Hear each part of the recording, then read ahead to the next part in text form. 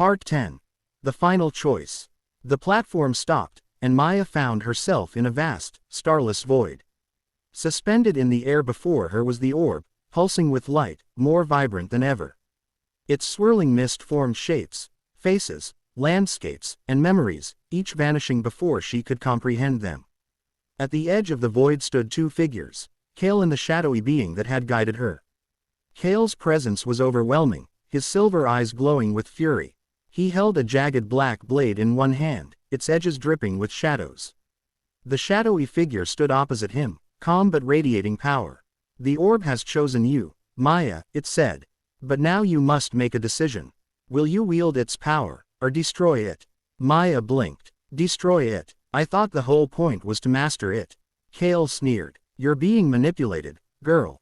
The orb is chaos incarnate. It can't be controlled, only harnessed by those strong enough.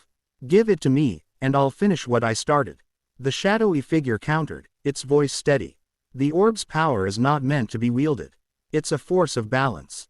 If you destroy it, the worlds will be safe from Kale's ambition, and yours."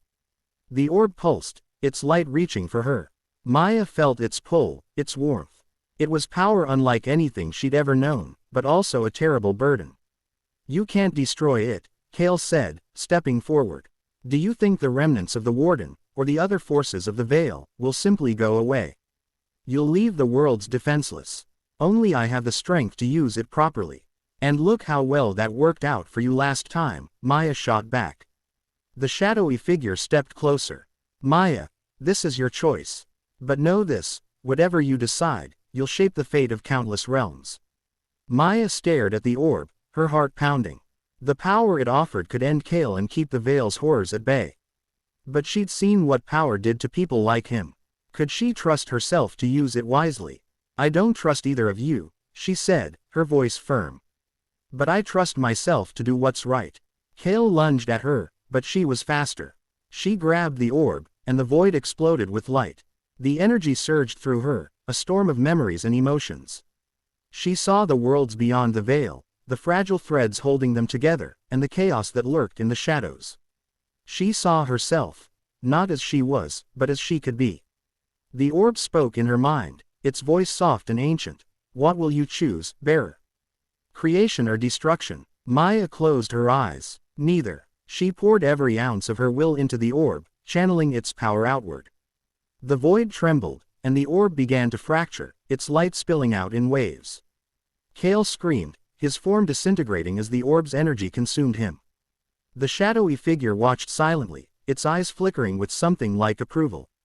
The orb shattered, and Maya fell to her knees as the void collapsed around her. When she opened her eyes, she was standing in her bedroom again.